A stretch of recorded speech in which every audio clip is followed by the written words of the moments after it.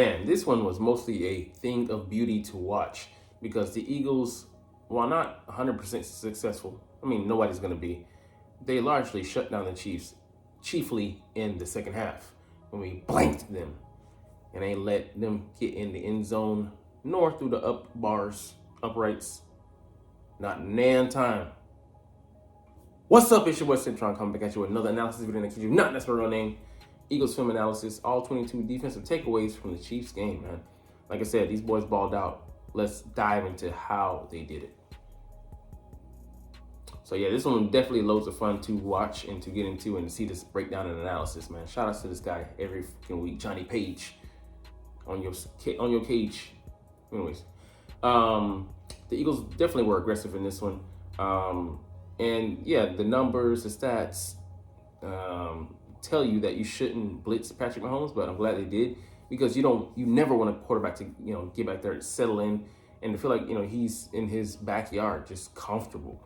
And Dak, he did that to us last year. He was comfortable, dink and dunk offense, defense, just fine settling with letting him have whatever he wants underneath. And our matchup this year, we were fine with him, settling with that as well. So I hope that this is, proof, pudding in the pudding, that we're not going to just let him have what he wants. We're going to challenge him, and hopefully Sam Howell as well next year, even though we did win those games. So they brought a blitz here with 6 coming after Mahomes, and then Hassan got home. Reddick defeats the tight end chip. You'd think they would stop doing this, but keep playing around. He hit his ass pretty hard, so it's surprising he ain't come up a little short of air. But anyways, let's get into it. You can see they send help from the linebacker. I think that's Cunningham blitzing, and bam! Patrick Mahomes doesn't see him coming, and Reddick lets him know early on this is the second play of the game. This ain't the fucking Super Bowl, motherfucker. We coming after your stupid ass. I hate the way Patrick Mahomes look, the way he walk. Just, it's ugly. Anyways, yeah, like I said, definitely the use of personnel, the play calling, and the play design as far as on defense really just bugged me out in the Cowboys game, because we were just content with containing them instead of trying to stop them at times. Yeah, I'm glad we took a look at it during the bye week and corrected things and weren't rested on our laurels, saying, okay, we're just going to contain these guys. It's Patrick Mahomes, Andy Reid, they're at home, coming out the bye week. Fuck all that. Let's dive into it and get stupid off the field. So, like, 2 linebackers on the field when it's an obvious passing situation. I'm glad we brought out our dime, and Sean decided to take a look at it and see how we can be most effective. This right here, man, is, NASCAR package, getting your edge rushers, your pass rushers on the field. So Josh Sweat, Reddick, and Brandon Graham, all on the field with only 1 defensive tackle. And yeah, but you like, if they run, we're screwed. But these are some pretty good edge guys. We'll get into later why they didn't do so well in this game. But it was a beautiful thing, man. Let's look at run the tape. Sorry. You can see here them coming up. They forced the issue. So I mean, it's a screen anyway. But we have coverage. Playing zone, and Bradley's pretty good at zone. My guys to settle in on that side, not letting anything really behind in their areas, and we cut the play down quite literally from underneath them and get off the field. After that second down, I believe, just after the first third down. So I mean, just excellent usage there. And Sidney Brown, he's kind of like a linebacker. The guy hits hard, man, and he can cover. He's a better zone guy than a man guy, I believe. So. Yeah, it's great to see them, be flexible and to try it and experiment with different things. I know we've had 3 pass rushers on the field at the same time, but I don't know if we've had only 1 defensive tackle. So light there, of course, if it's a run, if they decide to audible into a run play, but for the purpose of a passing play, excellent. It allows you to get your speed on the field. You can mix and match, as we'll see later, with a couple of different things, and just beautiful, man. Sean decided just cooking over here. Yeah, but the edge rushers, man, we were getting upfield, too many times, prioritizing, what's going on inside. Just let your guys on the inside handle that, contain on the outside. So I was surprised. I was like, why are we getting gashed? because they're letting up the edge, So it was Josh Sweat and Hassan Reddick, multiple times. So we'll look at it, play here. This was when Pacheco got down on the sidelines. And Hassan Reddick, you can see here, he jumps inside and like, what the fuck are you doing, bro? And like, he needs to be there, so he can force that issue, force him to his help. Instead, it's now Darius Slay being the replacement guy that's an edge guy. You don't trust him, he's light. And then Pacheco, he runs a 4.37, so he runs right by your boy. He's running try for try with him, but that's a bad position to be in. He's already, gotten a 20-yard game. So that's like those outside runs, it wasn't on the inside. It was, on the outside where they were gashing us because we weren't playing our responsibilities, and we got to be better with that. So I hope that it doesn't carry over. I hope this is only a one-game issue. We can bottle this, contain this into only this Chiefs game. All right, and again, the crossing routes. I believe this, there are some solutions to simplifying the coverages in the red zone. Passing off, easy, just easy way to handle that. We won't get to it later, but the one with the rub route where MVS is shuffling, creating that natural rub play that we run as well. And Travis Kelce takes advantage, runs on the outside. They don't switch Kevin Byard and Darius Slay, and ends up being a Kelce touchdown. That too, you gotta keep things simple, but as well, like you guys, we've seen this ad nauseum. You gotta make that switch. Slay, for me, I would try to undercut the route where the ball was going. Trajectory, follow that. There's only so much landscape. You're running out of real estate there. Where Travis Kelce is angling for. Follow the route, retrace the steps, undercut it, and I would have picked the pass off, or tried to at least. Better than what he did. Let him throw into the end zone anyway. He got 6. So here, I believe Kevin Byard loses his man. You can see roll the play. Everybody else is playing man, and Kevin Byard just gets lost. He's concerned with doubling this guy, and Justin Watson is left wide open. And just easy money. It's taking candy from a baby. So he did end up making a play, picking it off later. And we got lucky on some other coverages, but we gotta be better disciplined. He's still a guy that is inexperienced in this defense. He's still learning, getting better. I believe he'll be better moving forward with more consistency. But he did calm down, settle down into the game, and he caused 6 to be put on the board, but he also took 6 away. So I'll call that the equalizer. All right, Milton Williams, man, he's just playing on another level here, man. The way he just scrapes across the face, like his angles are crazy because he runs a 4.62, at close to 300 pounds, which is crazy, insane if he's not 300 pounds. But yeah, we're gonna miss him this week. He didn't clear concussion protocol, so you're not watching, so you don't even know that. I'm gonna do that later in the video. But yeah, we're gonna miss his presence on the inside, where he's just too quick, fast, strong, and just shifty at D tackle. For guys on the interior of the line. So let's look at it here. Look at the way he crosses his face. I mean, he gets off of that block with urgency. Sorry, he didn't cross his face, but he shed that block like he was a snake, and it was Black Friday or some shit. I don't know. It's bad joke. But yeah, man, he blew up that ball. Kerry must have been shocked, surprised to see a man of his size and stature coming at him that fast. Pause. All right, our different packages. I love this one. I saw it on the film when they were reviewing. I'm like, they took both of our safeties and they doubled Travis Kelce. Great, and it gave him no room to operate because Travis, he likes to wiggle. Like, he creates a route on the run, on the fly, and they were able to shadow him, so he had no room to create separation. With the crafty, him being the crafty route runner that he is, just excellent work here. So you can see like here. Reed over the top, Kevin Byard underneath, and they give him no space to operate in. So here's Kelce here coming off the line.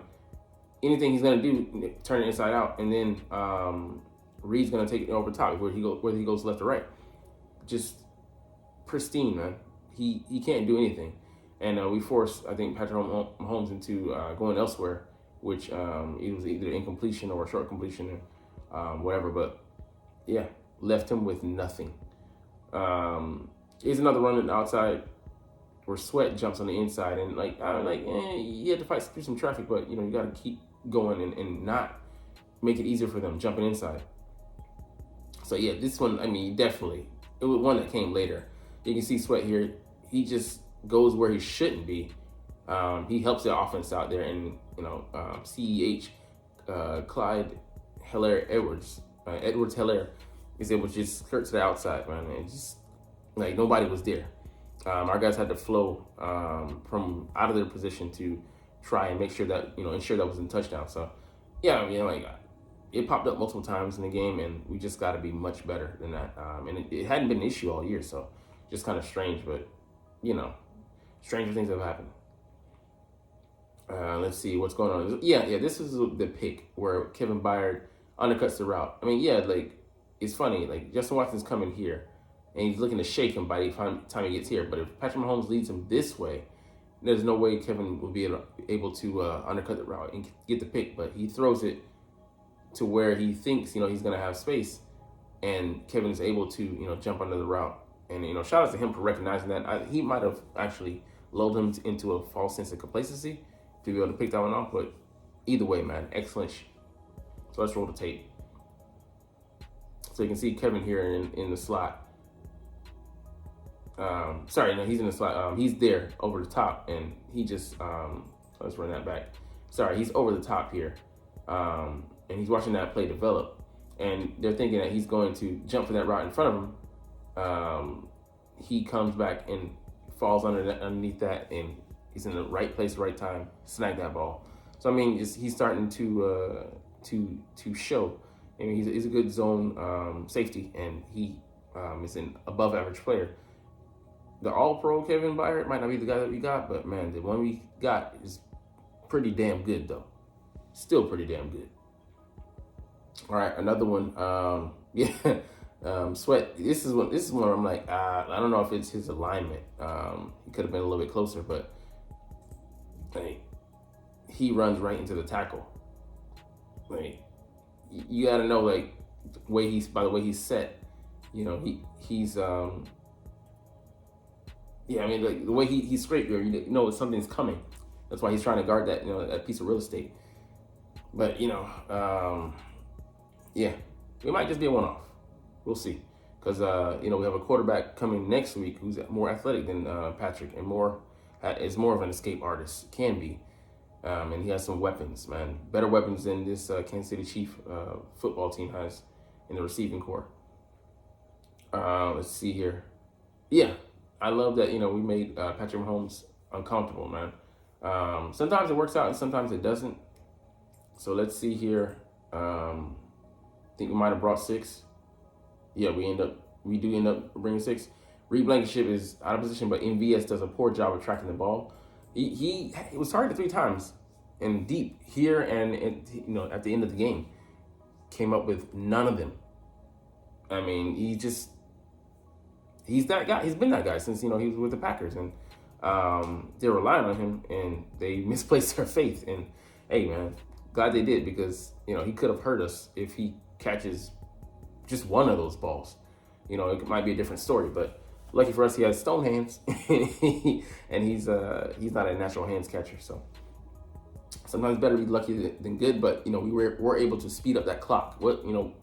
If we're able to just, we're not able. If we just let Mahomes just sit back there and toss it at will, then who knows what happens, So, yeah, we're going to make a few mistakes. We got beat on one that play that didn't show up here by Justin Watson down the sidelines when Sidney Brown was in coverage, and they sent Reed Blankenship on a blitz, and I would have rather us switch those responsibilities, but it is what it is. Go back to the drawing board. New set of downs, move on. And those guys had a short memory, all game, just excellent coming back. Like I said, Kevin Byard got payback on his pick. So, yeah. Let's see. Again, we go down. So this one is where Reddick was able to spy. And by having only 1 D tackle, you're able to get, your athletic guys, your pass rushers on the field. And, he has that speed. He's able to track Patrick Mahomes. Like, he's just mirroring him. He moves this way, I'm moving with him. I'm watching him. I got a whole set of eyes on him. And, when he tries to, run out of the pocket to gain some yardage, Reddick's right there in his face, and he has to throw it away, which could have been a pick. That's an more athletic linebacker as far as better hands. Anyways, let's get into the play. So you can see here, Patrick Mahomes, he's scrambling back there, and he decides, nothing. He's gonna run upfield. Reddick comes up, forces the issue. Cunningham is there to clean up. Staying with this guy just long enough for Patrick to try out and attempt to pass when he drifted away, but he's still in good position because he's so close. So great awareness there by Zach Cunningham, and just great spying there by Hassan Reddick. So I mean, he could have had a sack, if Holmes didn't let go of the ball, but great work there, off the ball type stuff. Okay, he can do that as well. And let's see, Bradley Roby. He should have had deep help, because there's no way we committed 3 guys to Travis Kelce. 2, okay, I understand, but there was no way 3. So the way Bradley Roby, he's played it, his positioning, his depth into the coverage, you believe that he thought that he had safety help over the top. He didn't. Got beat, but it all worked out because, like I said, Stone Hands Valdez couldn't catch a cold in this game. So let's look at it. So you can see Kelce here, 1, 2, 3, bam, and then Roby's like, oh, and MVS just drops that shit. And you're like, man, whew. Kelce was on the sideline like, I'm gonna have a heart attack. I'm having heart palpitations. So excellent. He's beating himself up because he knows he dropped the game winner. That was like with 1:56 to go in the game. They catch that. The probability of them winning that game, is astronomical. Shoots through the roof. Again, this coverage here. I think this is a double. And we went into dime coverage with Kevin underneath and then Reed over the top. I love that because I think that perfectly suits their strengths. So you can see Kelce coming here. We're just doubling, and then forcing him to go elsewhere. It might have been an incompletion. Oh no, that was the one where Mahomes didn't have anywhere to go, so we forced the issue. Sweat and Reddick are getting after him, and he is forced to throw it away. Intentional grounding, and that changes that drive because it forces them, limits their options. 4th and 25 after that. So, man, yeah, like whatever you think of Sean Desai, don't really care. He wasn't my first choice. I would, I thought, the Ejiro or the Denver guy. I wanted several other guys, but he's a smart. One thing you got to credit Sean for, he's a smart guy, intelligent. He's gonna put his players in good positions, and he's not afraid to be adaptive, flexible, and aggressive. Blitzing even when it's not called for. He's just blitzing just for the sake of hey, I haven't done this in a while. Let's go out there and do it. Let's gotta get comfortable. Let's not get predictable. So definitely with the opposite of the Super Bowl, you gotta believe that Sean Desai out there, he gives us at least a better fighting chance, because we were standing toe and toe with them, with Kansas City offensively. So we get let's just say 2 or 3 stops. That might be a whole different game. That might be enough. That's all water under the bridge. I'm just giving you a scenario. But man, I love what I'm seeing from Sean Desai. And now that I think he has his full complement of guys that he's going to have moving forward, I have all the confidence in the world in him to put together great game plans. And our guys, I think you trust him, so to go out there and execute. So I think we're going to have a fighting chance each and every week, man. I don't see anybody out there that should be able to destroy us. We should be able to be in each and every one of these games coming up, and we're in the middle of our gauntlet. So we'll see how this shakes out with the Bills next, and then the 49ers are looming, and then Dallas, and then after that the Seahawks. So man, it's gonna be fun. Anyways, I'm gonna get up out of here because you're not even watching though. But hey, I love making these videos. I love talking about the freaking Eagles. So like I said, we're gonna chunk deuces, but as always, it's fly Eagles fly, and let's motherfucking go. Like, comment, share, and subscribe if you like. Thanks for watching. Check me out at Centron Anime, Centron Life, or Centron Laughs, or other social media.